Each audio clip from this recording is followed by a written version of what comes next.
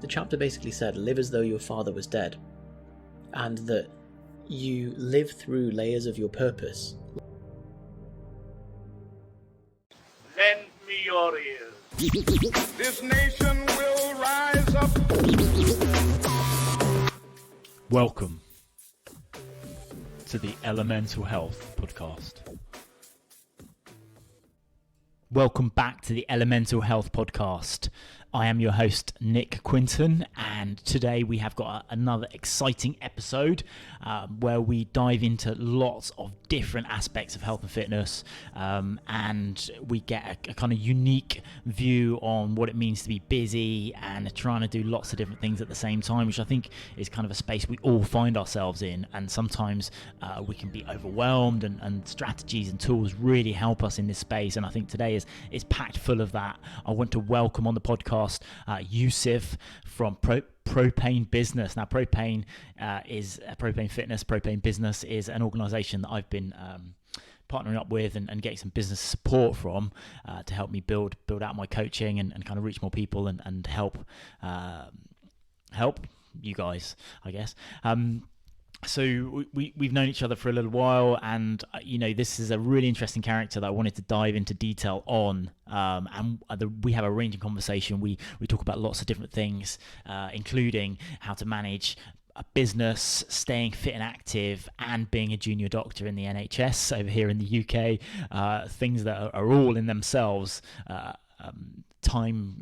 big time commitments, but Yusef is out there kind of doing it and living it and working it all out. He's also a master of productivity and has loads of kind of tools and tactics to help him be the most productive and manage this busy life and this hecticness.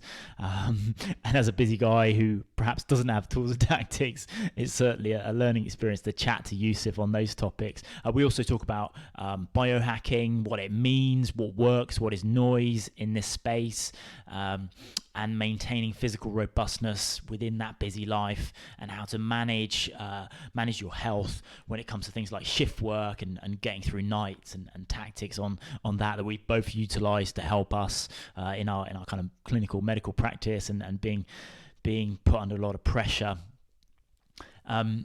We also dive into dieting, what Yusef is up to, and what the guys at Propane Fitness do for their clients as well. And I think that's an interesting component towards the end. So cling on for that one. It is a long one today, but I think there's loads of action packed in there. So hopefully enjoy the conversation. And without further ado, here we go with Yusef Smith from Propane Fitness. Yusef, welcome to the Elemental Health Podcast. Let me butcher that one more time. Yusef, welcome to the Elemental Health Podcast. We've been knowing each other for probably about 8 months now. As you guys have been on Propane Business, have been kind of coaching me, trying to help me develop my coaching practice. But today's conversation is about you and kind of your journey through health and fitness, where you are now. And I really want to dive into some of the contrasts between kind of healthcare and fitness, some of the synergies, and then I'd love to progress to the tools and tactics that kind of everyone always wants, the tools and tactics that you believe work and the ones that you don't. So the audience has heard a little bit about you from my very, very short intro, and I'm more interested to hear from your own words kind of how you transition from corporate background to fitness business to healthcare, and what are the highlights and lowlights for you? Yeah, so may as well go straight in deep then. So I started Propane about 2008, 2009 with Johnny, my business partner, and we were both students at the time, basically aiming to do the kind of standard work in an office till you're 65, retire, do the kind of very standard approach of living life really straight out of the box. And while we were working in finance, he was in an accounting firm, I was in an investment bank. I started to get this kind of niggling feeling that I just had made the wrong decision, and that was just compounding over and over. And I was like, well, there's not really much I can do at this stage. I've already set the course. And there was a chapter in a book by a guy called David Dada called The Way of the Superior Man. And the chapter basically said, live as though your father was dead, and that you live through layers of your purpose like an onion, and the outer layers fall away. And over time, if you don't go with that, you're trying to hold on to these dead layers that are no longer part of you anymore, and you move further and further away from your authentic truth, your authentic purpose.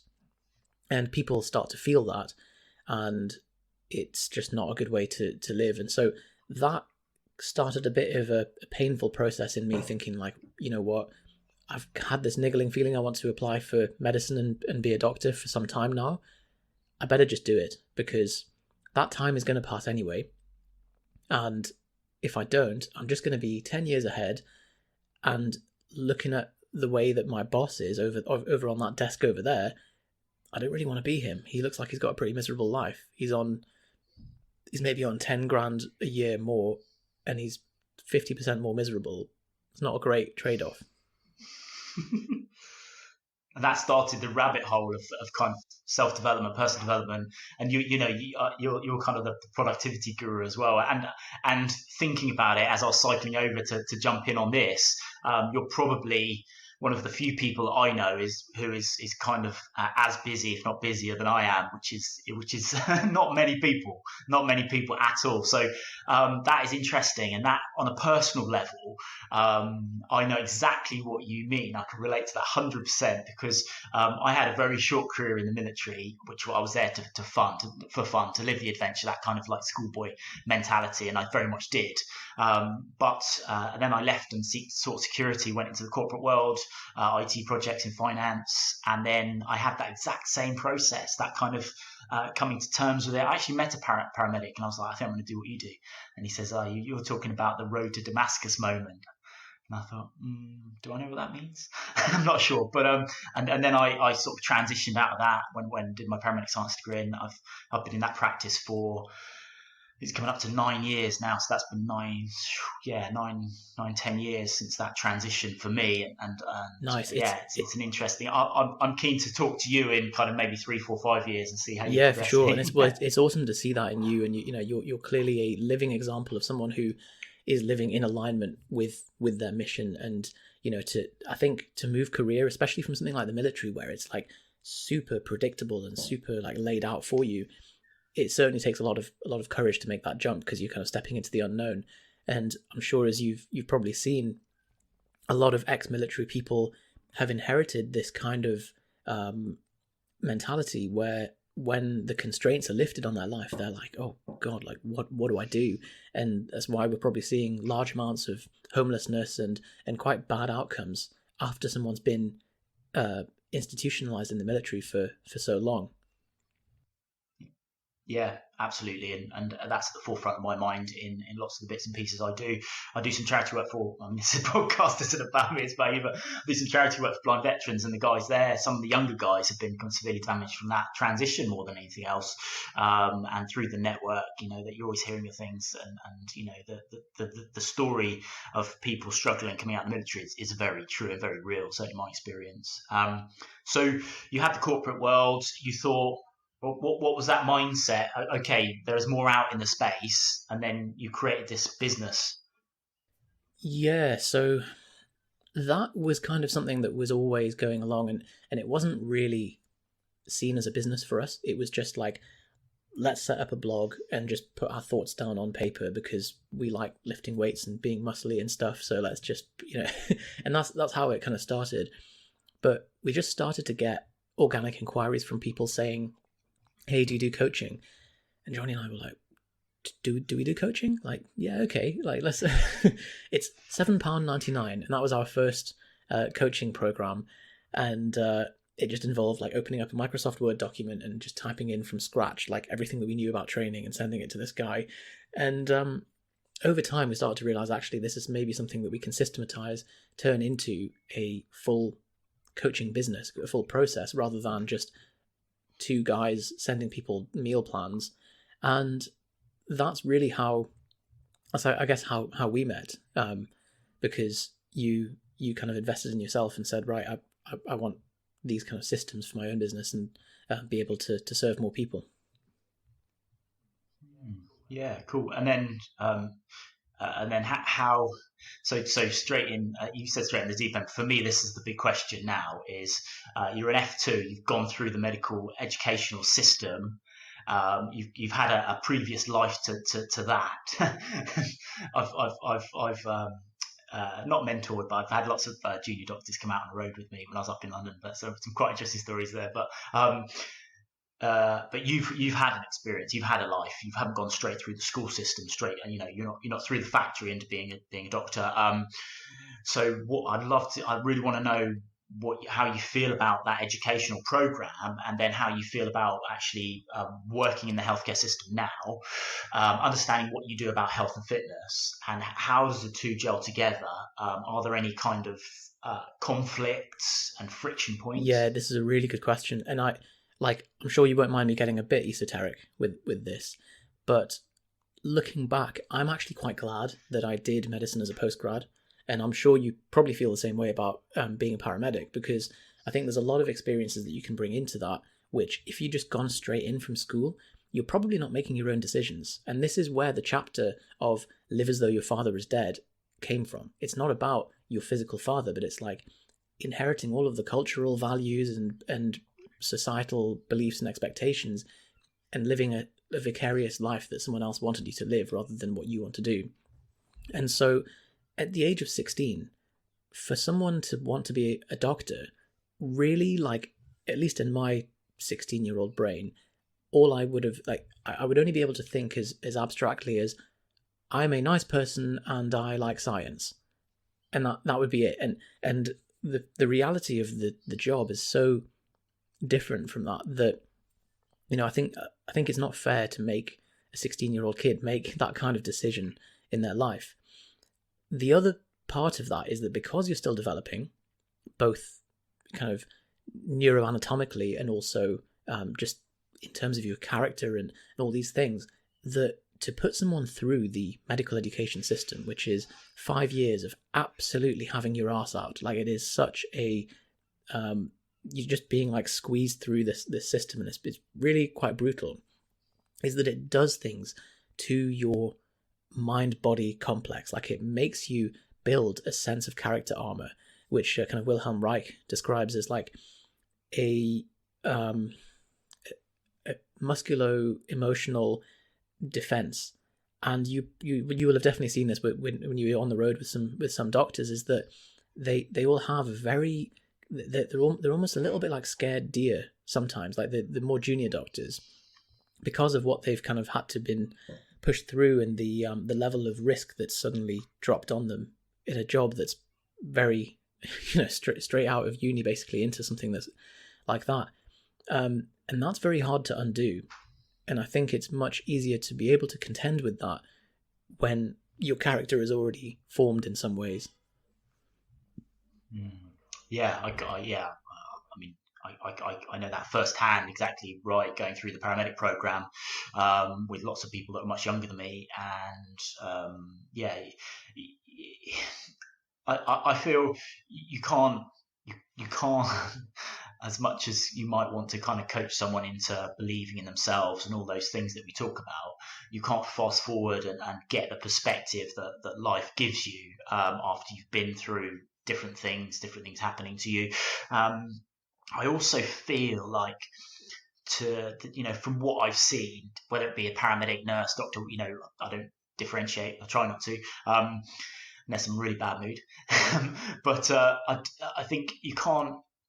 The people I've seen that are very good clinically, in my experience, are very measured, very calm individuals, and that tends to be from an interesting life background. And the other point is, if I look back to myself, never mind the people I've mentored through paramedic programs, etc. But if I look back to myself as early 20s, then I just didn't have a clue, and specifically I didn't know how to communicate well And that's the big one for me, is being able to communicate and being able to chat to people that are from every aspect of life, and get through to them. Because I think, I don't know your feelings, but a lot of what I do certainly is having a conversation with a patient, and getting them to make an informed decision, and trying get them to weigh the balance of risks and take ownership and agency over their own health. That's a challenge, and if you're not a good communicator, that you're going to come unstuck. Yeah, that's a huge one, especially with I think when if someone isn't able to do that, and let's say you've got, I mean, the example that I see all the time is like, you've got a patient who clearly like doesn't gel with the consultant that's coming to speak to them, and they're just from a completely different background, and the consultant's telling them like, well, your ESR is slightly raised, and this is going to result in some inflammatory process going on and this may have complications in it. You need to address your modifiable risk factors. And they're like, what are you talking about? And if someone's like, oh, what does this kind of stuffy doctor know, or this stuffy paramedic? Or even coming across as holier than thou.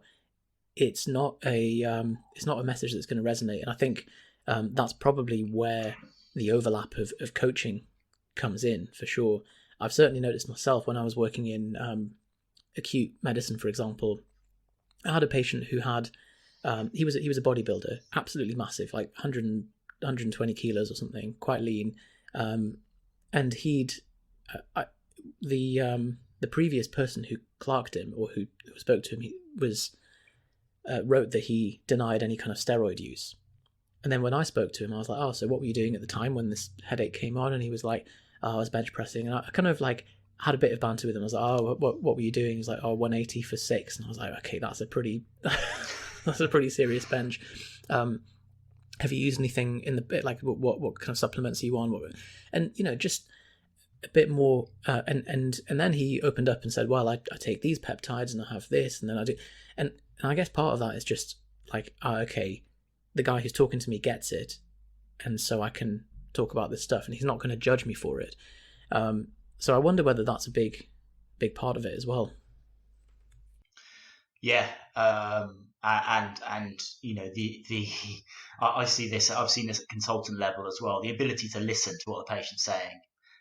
Firstly, it saves you a shitload of time, and also it makes you look like an arse if you don't listen, basically. And I've seen consultants get caught out where the patient said something completely different, and they've overridden it because they're not listening.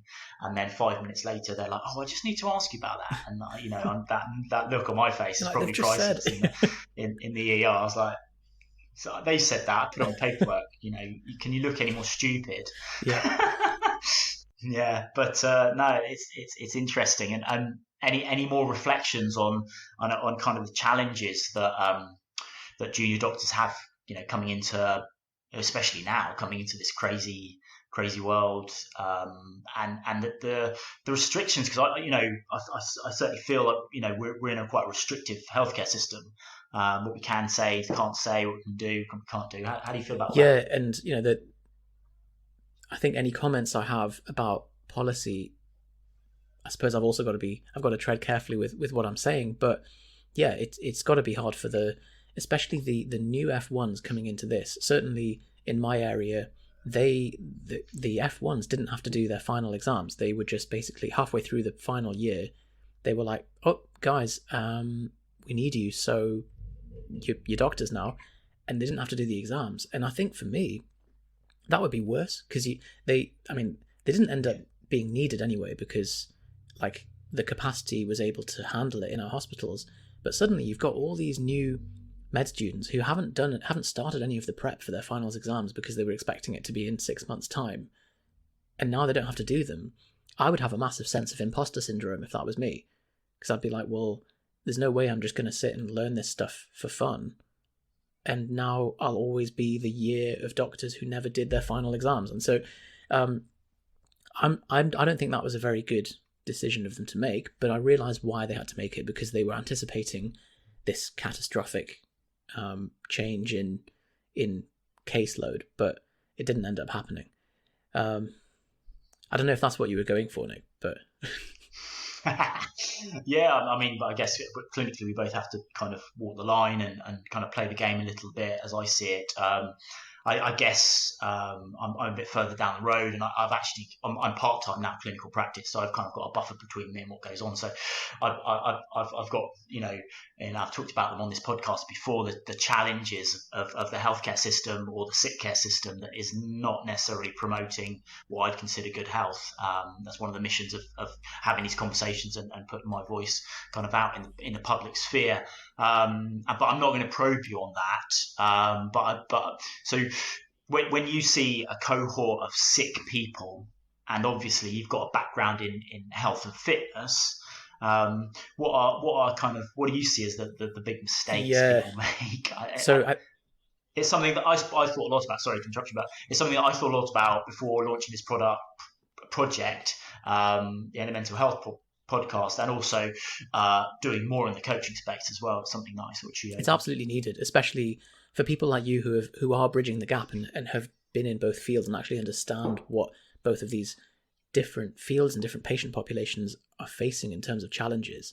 And I've got a lot to say on this, so let me know if I go on a rant. But it is certainly a continuum, and I think part of to frame it really, we have a systemic problem, which is that everything in an underfunded system doesn't have the resource to do a big overhaul. And so both from a admin and computer systems perspective, and also from a kind of overall guideline creation and execution perspective, it's too expensive in the short term to address things at the root. And because of the frequency of political cycles as well, it's also there's no incentive for any particular government to install something that is going to take effect in 20 or 30 years' time. So as a result, short-term bolt-ons and Frankensteining of solutions are made every time for any little solution, for every little problem. And then over time, that creates this big, messy system that's very hard to undo and to unravel. And so I think that's a big part of it. But the other part is this separation between healthcare and preventative medicine, or taking agency over your health. And I know that you're really big on this. And I think really one of the solutions that would have to happen, and I hope that this is actually practical. This is actually something that could be done in the next 10 years, is an integration between primary care and personal trainers, coaches, nutritionists, like that, to basically turn into a more of a continuum, rather than you come to the GP by the time you've got a complication with your problem, and the GP only has 7 minutes in the clinic with you and can't talk you through any kind of real lifestyle advice beyond the basics, which the patient probably knows but isn't doing because they haven't had their adherence managed. And so we end up with this continuing disconnect. And it's going to be all the more important in that we're now seeing a different set of presentations that are coming in. I imagine GPs now are seeing presentations that they've never seen 15 years ago, which is young men who are presenting with erectile dysfunction, either from extreme dieting or from steroid use. We're seeing people with rotator cuff tears because they've been doing CrossFit and doing 30 snatches to failure. We're seeing things that GPs aren't currently equipped to deal with. And so there maybe needs to be a redefinition of where people come in and who takes ownership of that. Yeah, that's a brilliant answer, and you're a systems thinking guy, and I think I couldn't agree more. And it's I would say on top of what you'd said, I think I agree 100%, and that's the way I try and always frame it in my own mind. It's kind of like it's very easy to point the finger and say that guy's not doing the right thing. He only cares about the pharmaceutical industry or whatever it might be, but really it's the system that is producing more of itself, and we've got this huge system. And this is the same across the world, really. We've got systems on systems on systems that aren't necessarily centered around the right thing or around the right way of thinking, and that's the fundamental challenge. And yeah, I think the more we can have these conversations and not be finger pointing and not saying, right, okay, you're doing the wrong thing, and the government's wrong, right or wrong, and we need to do X, Y, and Z. Is kind of look at the fundamentals. That's a massive challenge because that's the hardest thing to look at. There's no quick sound bites when you come to that sort of stuff. But yeah, I think, and also the challenge. I do lots of work with GPs at the moment, and just the overwhelm that in that space is huge. And unless you're severely sick with some sort of chronic illness, lots of people have a barrier to actually seeing a healthcare professional, and therefore they're left to kind of wander the wastelands, and in a very small case get picked up by guys like you and me, but on the whole probably just jump around, getting a bit lost. Yeah, massively. And even the people that get to the likes of you, but by the time they've actually reached out and asked a coach for some help, these are already the kind of cream of the crop of people that have not only taken agency over their health, they're willing to put money behind it, and they're motivated enough to make a change and ask for some guidance. So they've already had to have jumped through so many layers to get to that point. And then there's this huge bunch of the population that would really only see a doctor when they're no longer able to do the things that they needed to do for their daily life. And usually by that point, their disease might have progressed to a point where there really is only symptomatic treatment available. Okay, yeah, and yes, and that's the big problem, isn't it? I think is getting people awake to these issues and kind of seeking health. But the belief I have now is that we've got the tools certainly to reach out, and everyone's got the tools to communicate at a whole new level. And small changes is my approach. Build strong habits. That's a tagline. But yeah, I think there's all sorts of challenges, but there's all sorts of lights and kind of positives that can be drawn. Even if we look back to the last 12 months, I think there's massive positives that can be drawn out of quite a dark period in our generation. But yeah, absolutely. Let's switch fire a little bit. There's loads of aspects that I'd love to talk to you about, pick your brain on. I want to kind of switch fire to your coaching methodology and your own personal beliefs around health and fitness, what you get up to. But I'd like to start with, your approach to nutrition, what you think works, what you think is a joke, and what you see as kind of like the noise. Yeah, and I think we've probably got quite similar views on this. So with nutrition as a whole, I think one of the fundamental things that, and this goes for training and nutrition and any habit stuff, is that usually the boring, long, slow, hard route is the way to make progress. Patient diligence is the fastest way, they say, isn't it? It's the Zen saying. And so for the majority of people that have a nutritional goal, it's usually going to be weight loss. And then once they kind of learn a bit more about it, they recognize that, okay, it's fat loss that I'm seeking specifically, so I want to hold on to my lean mass. And usually people will go round the houses first and come back to what they intuitively knew in the first place, which is eating a bit less on their plate. But I think I was very prone to looking for shortcuts, and eventually I realized, hang on, I've spent 5 years looking for the shortcuts. If I'd just done the boring thing for those 5 years, I'd be so much further ahead. So all of our nutritional planning for a client just is based on, what's the goal? Is it to be more muscular and slowly gain weight, or is it to lose fat and maintain my muscle? And I think at the end of the day, everyone has some element of a bodybuilding goal, even if they don't realize it. Because if you ask anyone on the street, do you want more muscle and less fat? Whatever they call it, whether it's more toned or svelte or whatever the terminology is, that's what they want to do in some way. They just might not necessarily want to be Mr. Olympia.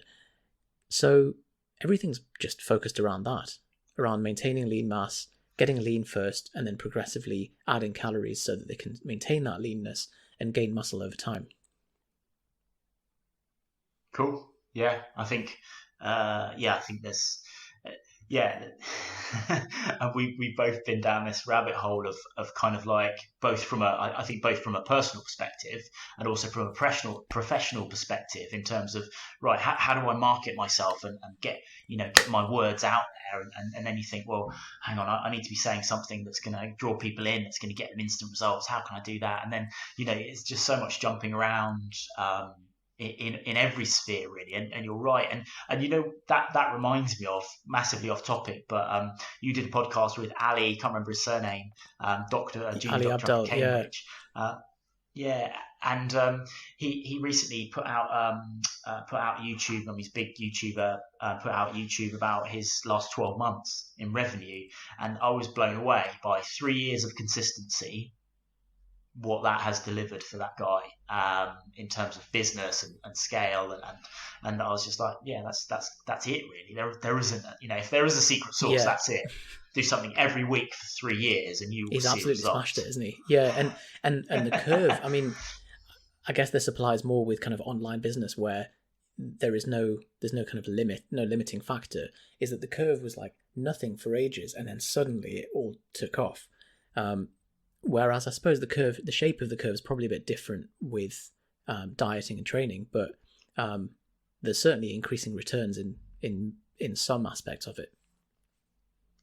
Yeah, and what do you see as the approaches that work to building that consistency? So for me, I'm a bit of a what's the word? A bit of a fanatic about satiety and satiety management, just because I think most people, if they're struggling to lose fat, once they've got the mechanics of stuff out of the way, once they've decided that they want to lose fat and they've decided not to have crap food in their house and that they are motivated and once all that basic stuff's in place, then it becomes about hunger management and like how much hunger can you tolerate when losing fat. And so rather than trying to white knuckle it and just eating less of the same foods that you eat, my big kind of hobby horse is adjusting the satiety index of the food that someone's eating so that they can still eat large volumes of food, but the calories are lower. And then over time, it's a relatively painless process and they've lost fat without any kind of, without feeling like they're suffering. Yeah. That's yeah, it's a valuable tool, very much so. And on a personal level, like I'm a big eater, so that is a factor. If I want to turn the knobs on my own body composition, whatever you want to call it, then that's going to be a huge factor as well. Okay, and what about training then? So if that's nutrition, being consistent, managing your satiety, and finding a system. So I think my approach is kind of the same, but it's I try and take people on a bit of a journey to find their own path really, and own something. So I think that ownership aspect is massive. Yeah. What about training? Training, by the way, just to comment on the ownership thing, I really like that. I think that's the sign of a good coach or even a good therapist is someone who can ask the right questions and get someone to take ownership, take agency of what they're doing and make it their own.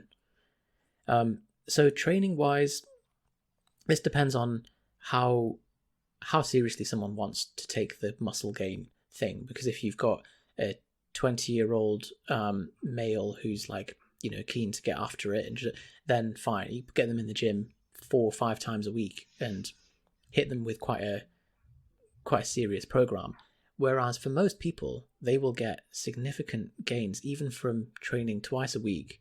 And for, let's say it's a general population, someone coming to a GP clinic and just wants some exercise guidelines, twice a week of some kind of push, some kind of pull, and some kind of legs, and just aiming for 5 sets of 5 to 15 reps, just keeping it very, very loose and open, and just advising them the main goal is to just do more than you did last time.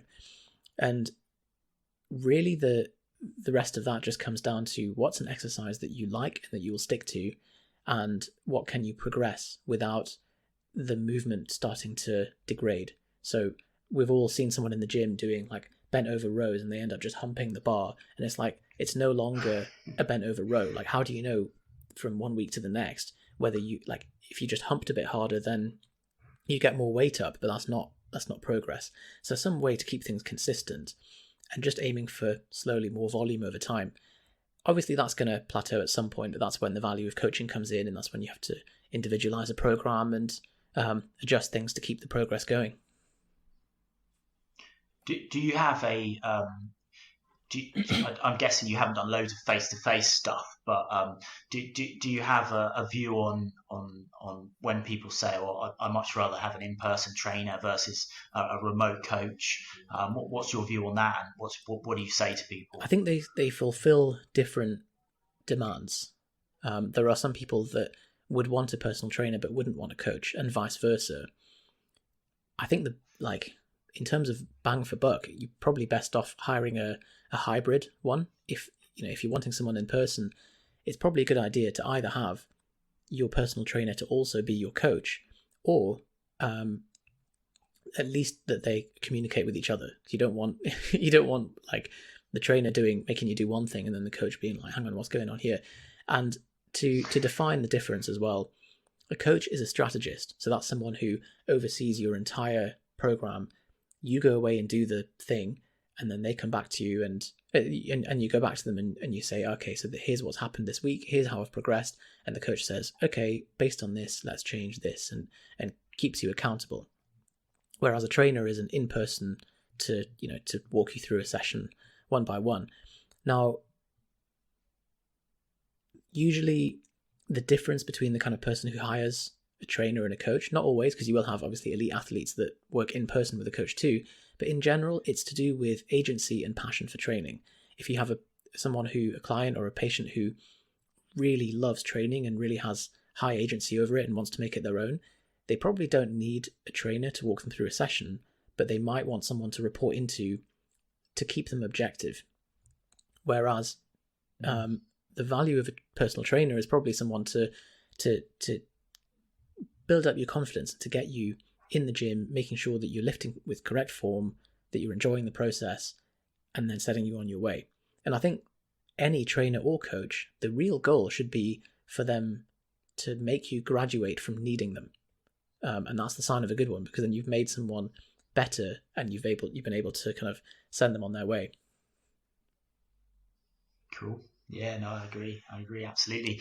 And what are your non-negotiables in terms of your own personal health and fitness? And then maybe we'll get into some of the productivity component fundamentals. I don't want to go necessarily into the weeds. Yeah, so non-negotiables for me: sleep.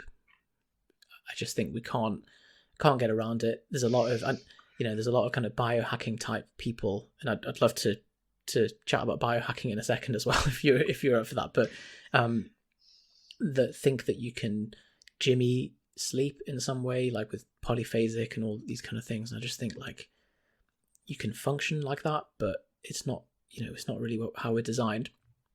The other ones for me is having some kind of movement practice. Now, I've personally been a bit rubbish with that recently, especially when you've got a run of night shifts or a run of like on calls, and you just you just then have to choose between sleep and movement, or sleep and eating, and then you're kind of stuck with very limited choices. But in an ideal world, some kind of movement, whether that's a step count, a type of training, something to just keep you ticking over. And then for me, meditation. And I don't have to define that narrowly as sitting cross-legged, focusing on your breath, but anything that you can use as a focal point for your in your day. That's an interesting point, actually, because you're on shifts now. In fact, you're on nights. You're working tonight. Yeah. How are you? What tricks have you got to manage that? Are you doing anything special, or is it just kind of, because I haven't done nights for a long time. So, and I used to have this kind of coming off night sequence that I used to do. What was your approach? I wish I had a coming off night sequence, some tricks, but unfortunately they just slam me every time I do them. So today I tried to sleep in because I've got the first night of the run tonight. And I mean, you can try and prep, but at the end of the day, I think the first night's always just going to be a bit grim, like whichever way you cut it. Um, so I just do them finish the night at 9:30 a.m., get straight to sleep until 3 or 4. For some reason, I never sleep as long as I would in the nighttime if I'm sleeping in the day. Um, I've got blinds; they're not full blackout blinds, but try and get as dark as possible. Try and mimic that. And if you live with other people and they're going to be doing stuff during the day, get a set of earplugs. But then on the final night, I tend not to go to sleep. I tend to just stay awake until the evening of that night and try and induce a bit of artificial sleep deprivation. Otherwise, what can happen is you finish the night shift, you're knackered because you've just done 4 nights or 5 nights, you sleep until like 6 p.m. and then you wake up and you're like, oh no, like what do I do now? And then you're up until 3 in the morning. And so I think better to just, so I don't know if that's the healthiest approach, but for me, it's the way to just get back into the rhythm as soon as possible. Resynced, yeah. I think that and that's what I used to do. Similar to that, I used to go to bed, but for like I'd limit it to 4 hours. So say I went to bed at 7 or 8 in the morning, I'd be up by midday, and then kind You're of a more disciplined man than me, Nick. I don't know about that, but yeah, it's a massive challenge, isn't it? And sleep is a massive factor, and I think in terms of metabolic recovery, insulin resistance, all the things that we say you need to be healthy. If you're not resting well, then that's going to be a massive factor. The challenge. The challenge I've got is having a 1-year-old that is very sporadic with consistent sleeping. So it's I bet that makes it a whole new level of difficulty. Yeah, new level of fatigue, but I think your body does adapt, and the gift or the benefits I've got is being healthy and being able to maintain and tweak and being at a level where I can kind of pull the levers and they do something. I think the challenge, certainly with some of the guys I coach, and some of the unhealthier people, is when they come against these things like night work or having a child where you're going to be up at night, then suddenly you don't have levers to pull. Yeah, for sure. And even lockdown has done this to a lot of people, where it was certainly to me, where there's already a threshold of difficulty, and then if something just makes that a little bit more difficult, it's like, oh right, the baby's gone out with the bathwater now. Yep.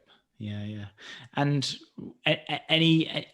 do you have I mean, we're both kind of in the space where we're pursuing what's interesting to us, and we've got the confidence and the background to explore new things when it comes to fitness, health, and nutrition even. But what do you say to people who are like, oh, I really want to get fit, and how do they start that journey? I think it depends on their personality.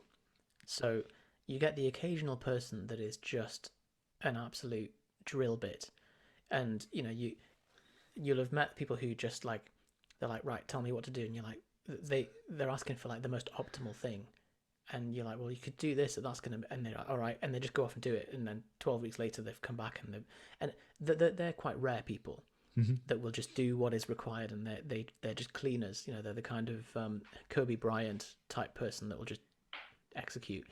For most people, if the difficulty is adherence, then you've got to get some leverage on yourself. You've got to figure out what it is that you enjoy, and how can you stack that in as part of your life. You mentioned James Clear before as well. He's got the four components to building a habit. Make it easy, make it satisfying, make it I've got it here actually, I can't make it easy, make it obvious, make it satisfying, and make it attractive. And by doing those things, you can then create the cue, the craving, the response, and the reward of every habit, and make it as simple as possible to integrate into your life. And the reverse applies as well for breaking a bad habit. And usually for someone to get the initial momentum to start making a change, they're going to have to break bad habits and create good habits. And so the inversion would just be for the cue to make it invisible, the craving, make it unattractive, the response to make it difficult for themselves, and the reward is to make it unsatisfying. So that might be, if you're going to have naughty food in the house, either don't stock it, or if you do, put it at like the top cupboard, so you have to then really stand on a chair and get it out to and make the food that you should be eating as simple and easy as possible to make. Prep it in advance and have it in your fridge ready to go. Yeah, absolutely. And it is, it's the unsexy stuff, isn't it, really? And I think I try to massively not do what's very easy to do now is to say it's the easy stuff, because it's not the easy stuff. And I never use the word basic. I try not to. I should say never. I try not to use the word basic, because it's more fundamental. And elemental even in terms of what we need to do to be healthy, and it's not the basics, it's the fundamentals that need to be done before anything else can be layered on top. And I think a lot of people struggle with that, because we're in this age now where it's social media, it's sexy Instagram stuff, and you're looking at these aspirational guys. Everyone's 7 million people viewing The Rock, a guy that spent hours and hours and hours for the last 30 years training, and it's again, everyone's trying to do things so quickly, aren't they? We're touching on what you said before. Yeah, and I think that's a really good reframe as well, of not seeing things as basic, because then people will often think that they're too advanced to do the basic stuff, and they look for the kind of advanced stuff without having the fundamentals in place. And that's where I think both of our, I'm making an assumption here, but I think that's where both of our kind of annoyance at the biohacking world comes from, because people are looking for the hack without doing the basic stuff. And I read an article recently by a Silicon Valley guy that is trying to, so he's taking clomiphene, which is a selective estrogen receptor modulator, and low dose lithium, and doing all these kind of niche drugs and all this kind of stuff. But it's like, what's your training routine? Like, how much are you sleeping? Like, let's get the basic stuff in place first before you start taking experimental drugs. And I think part of the appeal of biohacking comes from what we were talking about earlier, which is people's sense of distrust for the medical system. And so they want to be able to be like, well, I know the secret that my doctor doesn't know about, and they want to have kind of control over what they're doing, which it can be harmless in some senses, but to me it seems like it's coming from a place of wanting control and wanting the hacks rather than doing the fundamental stuff. Yes, yeah, and the biohacking space is fascinating, and I get lots of questions about, right, what are you doing? What works? And they see me jumping in the sea because I live in Brighton, and they're like, "Oh, are you into like the Wim Hof stuff?" And I'm like, "Yes." Lots of that stuff I think can be applicable. I don't think over this side of the pond, as it were, we're not so caught up in the supplement space. I mean, that's just bonkers when you listen to some of the Ben Greenfield stuff, and I think he does some fantastic work. And I get a lot of information from that guy and the guy that he brings on. But I was listening to, in fact, yesterday I was listening to a podcast, one of the latest ones, about he's got this detailed 30-page report on his all his blood tests over the last few years, his DNA, genetic makeup, all this stuff. And I was like, well, and it's so specific, and I'm always really mindful of this genetic conversation that we have, and people, and I'm massively in a space now where I'm on the fence of, it's not genes, okay? Genes, I know the science is depending on who you look at. Some people say it can be a bigger percentage. Some people a massive short percentage. I sit on the fence of, it's going to be a small percentage of the impact that you're going to have on your life is your genetic makeup. Epigenetics, that's a different story. But your actual genetics, your genes, your DNA, that's a toolkit that you need to know how to access. That's the frame you need to have, not, it's genes. Don't give yourself the excuse, and definitely don't go down the road of, I need my DNA tested, which, had some interesting conversations conversations online with people, and you're like, hang on, you're not drinking enough water. Your diet's terrible. You're not moving your body. You're sitting down 8, 9, 10 hours a day. You're doing 4 hours of Netflix a night. I don't think you need your DNA sequence, mate. Yeah, 100%. It's a fool's errand, I think. Like I understand if if you're a top level sprinter and you need to figure out like what is the thing that's going to squeeze out an extra zero point 0.1 seconds, and you really squeezed the lemon of all possible inputs, and that's your life, then fine. But yeah, like, and someone like Ben Greenfield, like, I think the man is a spectacle. Like, he's really fascinating to see, and he has got the fundamentals in place himself. But I think for someone like him, and if anyone doesn't, I guess if anyone doesn't know who he is, he's like a pure experimental journalist with all the biohacking stuff, and he's on the fringe of everything. But that's his life. That's his interest and his passion, and he's able to be Ben Greenfield because he has his entire day is living in a off-grid wooden hut that has Ethernet cables hardwired in and foil in the ceiling, and putting infrared waves on his scrotum in the morning, and taking various peptides, and like that's all part of the game for him. But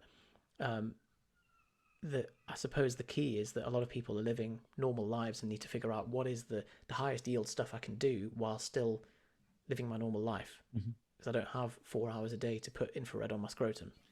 Yeah. So what biohacks are you into? What do you like about it? What are things you just think hilarious?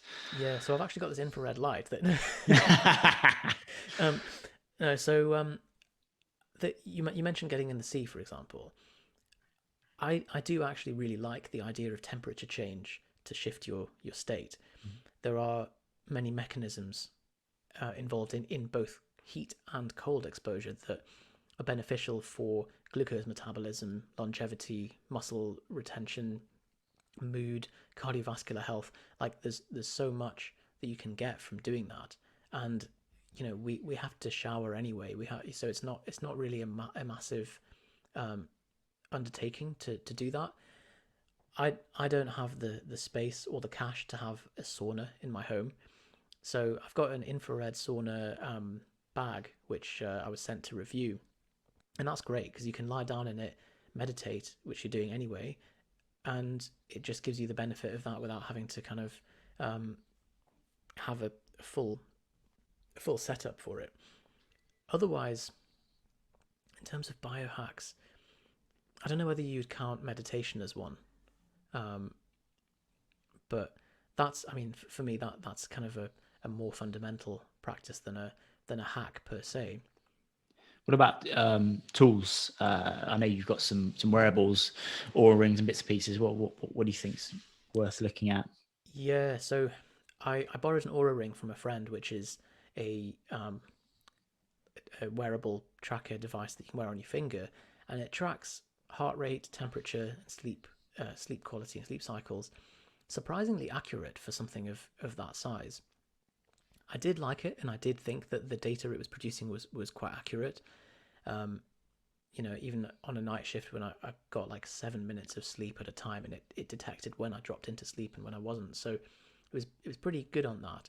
I know some independent tests have had mixed results, but I think for me the main question is, and this is somewhat, I'm someone who is interested in this stuff, but I still don't have the bandwidth to sift through the data and draw correlations, and so for most people, I'm like, it's cool that these things exist, but what are we doing with the data? And probably, if we do use it properly and figure out, like, tag in the things that we were doing and figure out, this improves my heart rate variability and this doesn't, we'll probably come out to the conclusions that not sleeping enough worsens your heart rate variability, exercising improves it in the subacute sense, meditating improves it, like stuff that we probably already knew anyway. So if you need it to convince yourself to, like, to show yourself the data, like, okay, this is working, I need to do it, great. But I'm not convinced that it's going to teach us anything crazily new that we don't already know. Yeah, I agree, and that's why I'm kind of, I wouldn't say I'm anti it, but I'm like, let's layer it on top, like we're just talking about. Let's layer it on top of good fundamentals, good practice, and let's be analytical before we start getting the tools involved. To spending £300-400 on a ring, or whatever that would be in dollars. But awesome, man. So we've covered so many different things, and that's why I wanted to get you on to kind of pick your brains, and obviously the massive synergies between your transitions to where you are clinical practice and the background in fitness as well. What's exciting you at the moment? What's next for you? Where do you see yourself going, and how are you managing? So that's one part. The other part is how are you managing running a business, being a full-time doctor? Yeah. So I guess to answer that part first, it's not fun trying to do two things, especially because I think being a doctor and running an online business, as you know, that they're both full-time jobs. Arguably slightly more than full-time, because running a business never ends. You never get to the point in the day where you're like, okay, I'm done for the day, because there's always more you can be doing. And working as a doctor, the hours are usually quite unsociable, and 50 to 60 hours a week. I've actually gone 80% part-time, which means I have Mondays off. So it works out at about 44 hours a week now, which I do find funny that that's considered part-time, but there we go. But what I'm excited about is hopefully going full-time once I've finished my F2 year in November, which is basically the way that the career is set up for people listening, is that it's done in blocks, where if you left midway through a block, you'd have to start at the beginning again. So it makes more sense to just complete that block, and then you can take gaps in between. But in terms of managing it, so I've done a video series on this where I go through the full processes, but a lot of it starts with knowing what before you look at the how. And I think what is much more important than how, because rather than being able to clear things off your to-do list really efficiently, you need to be able to know what are the things on my to-do list that I should be doing, and what are the things that can be binned, and what things can be outsourced, and can I hire someone to do for me instead. And I think seeing time and money as a continuum rather than as two separate resources is so important, because then you can say, right, I've only got a certain amount of time, and if I do these activities, it generates this amount return.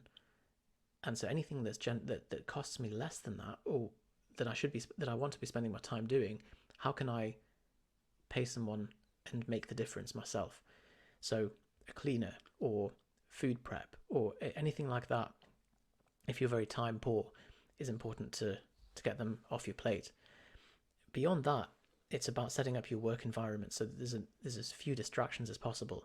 And the highest yield thing that anyone listening can do right now is disable notifications on your phone, for God's sake. Like, it's just allowing the world to have access to your attention is massive. And it's just a huge mistake that's very recent that we've even allowed it, and a lot of people have them enabled by default. And these notifications are not designed to enrich your life or to make you more productive. The data suggests that it takes 18 minutes to get back to the task that you were doing after an interruption for your brain to fully be back in flow. Most people have a notification that goes off more than every 18 minutes, which means that we're never getting anything done. So disabling that and using your phone on your terms, I think, is one of the highest yield things you can do. And then beyond that, just clearing your desk of any excess paperwork or anything that you're not working on right now, and using a task management system. My personal favorite is TickTick. It's multi-platform and has built-in Pomodoro timers and quick Siri integration and quick access. You can work on collaborating projects with people, comments, add in attachments and all that. So it's very good for a kind of complete system as well.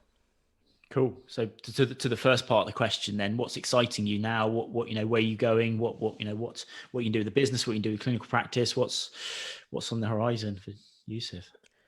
So, business-wise, I think we're in a fortunate position that a lot of the fitness stuff that we do is selling information products that we've made before, and just kind of the most of the work with the fitness business is getting the funnels, the marketing funnels, working towards selling people those products. So the delivery is kind of handled. From a business coaching perspective, so we help people like Nick with their systems for coaching. We're actually re-recording the entire program just to update with current changes, especially with what's going on with Facebook at the moment and everything else. So those are the two big projects on that perspective. I've made some shifts in the way that I operate my own personal development and knowledge management in terms of an external brain, which I'm scared to even start on that rabbit hole because I'll just nerd out on it for a while. And then medicine. So I'm on a geriatrics ward at the moment. Then moving on to a GP rotation, which I'm quite looking forward to from a from primary care perspective, especially with what we've just spoken about. But I think it's going to be interesting what happens over the next couple of years with the way that most things are running from a remote work perspective, because we've got GP practices working remotely. I'm sure it's probably changed the way that 111 is operating. It's going to be an interesting couple of years as things pan out with this. Yeah. Oh, absolutely. And there's huge seismic shifts in what's going on in the primary care GP space. I'm sure the listeners probably don't want to get bored with that down that rabbit hole particularly, but yeah, it's an interesting world to be involved in. So presumably then, you're kind of coming to a period, quite a nice period now, where you're getting to complete your F2, and then you can kind of you can not take things easy. It's completely the wrong expression, but you can actually pick and choose, and you can be much more flexible. I know this notion of F3 hangs around for a while, doesn't it? So I think like the proportion of doctors going straight through from F2, which is the completion of their general surgical and medical rotations into specialty training, it used to be a really high percentage. Now it's something like, I don't know, 20% or 30%. So there's something that's changed with either people's appetite for time, or it's their sense of burnout or morale. I don't know what it is really, but something has changed and really shifted the scales in favor of people taking some time out for themselves. Yeah, that's good to hear. I think there's so much pressure placed on junior doctors in the UK, probably globally, but and also there's, my paramedic practice has changed massively from taking a step back, doing a lot less of that, taking a bit of a break from it about 18 months ago, and then coming back in and opening my eyes to all sorts of different opportunities that are out there, and actually really resetting and understanding where you want to go, and as you develop as well, because I'm 42 in a few weeks, and things change. I've got a family now, and you don't want to be running around chasing stab wounds in central London of a Saturday night. Okay, that no longer is exciting for me. But yeah, it'd be interesting. So yeah, cool. And before we kind of wrap this up, and I might have some quick fire questions for you, but one thing I've heard you talked about lots, which I can't, I'll be remiss to let you go without talking about, is reverse dieting. Kind of, what is it? What are the benefits? Because I know that there's a guy called Lane Norton, isn't there? You're quite into some of his stuff, and I'm intrigued because I know very little about it. It's not something I've experimented with, but I know it's kind of becoming more of a, oh yeah, I've heard of that. Yeah, so a reverse diet is the transition out of a regular diet, and the goal really is that when you've got someone who is losing fat for a prolonged period, they get to a level of leanness that we then want them to maintain that leanness long term. And rather than going straight from end of diet into, right, we're going to double your calories, off you go, it's a transition period of gradually introducing and systematically introducing calories over time, with the theory being that you can provoke a very gradual metabolic adaptation to accommodate for those new calories. So if you to really slowly squeeze them in, your metabolic rate will be able to handle it without much change in body weight. And then as calories increase, you want to be able to really increase calories to a point where your body is responding in a disproportionately low amount to the amount of calories that or to put it another way, you're increasing the calories disproportionately highly compared to the amount of body weight that's changing, so that eventually you can top out at a high intake of calories without your body weight spilling over into fat. That way, not only is the advantage that you can eat more food, but your metabolism's at its highest that it can be, and you're feeling great because you're running on higher calories, your training intensity's gone up, your sex drive, your recovery, your sleep, all that's improved, and you're then able to just run that long term without feeling deprived because you're eating lots of calories. So that's the theory, and I think psychologically as well, it gives a nice slow transition, rather than when you're at the end of a diet and you're feeling at your most neurotic. To the prospect of doubling your calories is quite scary. So to have that as a smooth ramp is very nice. Cool. And any references for people listening? We have an article called "How to Gain Muscle While Staying Lean," which is a full rundown of the process. That's actually Johnny, my business partner's documentation of when he was at the end of his diet, and there's pictures of him 5 kilos apart, where he's still very similar level of leanness, but he's increased his muscle and his strength by quite a lot. So he executed the reverse diet really well. I did the same thing back in 2013 and haven't had to diet since. I've still been able to maintain abs while eating, without eating in a restricted way. And I put a lot of it down to the fact that I did the reverse diet slow enough to not cause this spillover. It's hard. It's certainly not slowly increasing your calories you think would be a fun experience, but it's actually really it drives you up the wall, but it's worth it. And you get to, my understanding is you get to a point where you're eating way more calories than you thought you would ever be. Yeah, exactly. which is someone like me, it's a great idea. The prospect is exciting. Yeah. But no, that's interesting. I did wanted to kind of pick your brains on that one, so that's cool. Awesome. And where can people find that? So that's on Propane Fitness. If you just search Propane Fitness, how to gain muscle while staying lean. It's a blog, is it? Yeah. I'll try and find that and link to it in the show notes for you. I'll send you it. Cool. Awesome. Yusef, lots of my guests come on, add loads of value, which you have done, and give kind of people their tools and tactics, which I know everyone listening is always kind of intrigued by. But we've talked lots about the fundamentals and also the healthcare system, etc. The question I have for you is what does health mean to you? Oh.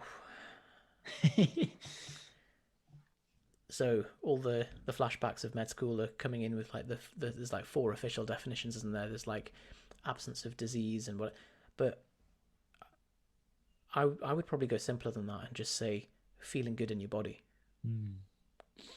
It's a good answer. Yeah, keep it simple. And I think so much can be gleaned from sitting down quietly and understanding how you feel about something. And, if you're about to, this emotional eating thing that we kind of classify as someone else's problem I think affects, a massive, most of us really. And as a snapshot of what you're saying is that simple approach to, okay, how do I feel about this? How will I feel if I take this action versus that action? Yeah. Cool.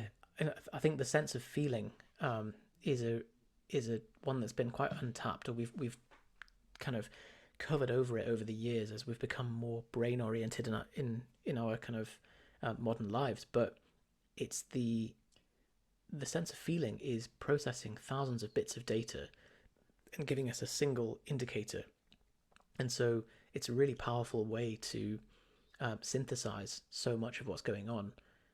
And I think we've all lost touch with our gut feeling with a lot of things. Yeah. Yes, absolutely. And yeah, it's been hugely overlooked in the last, few generations, I would say. And we've been kind of led down a path of, I'm not using any of the cliche catchphrases that are very popular at the moment, but led down the path of someone else's narrative, as opposed to just sitting with your own thoughts and finding your own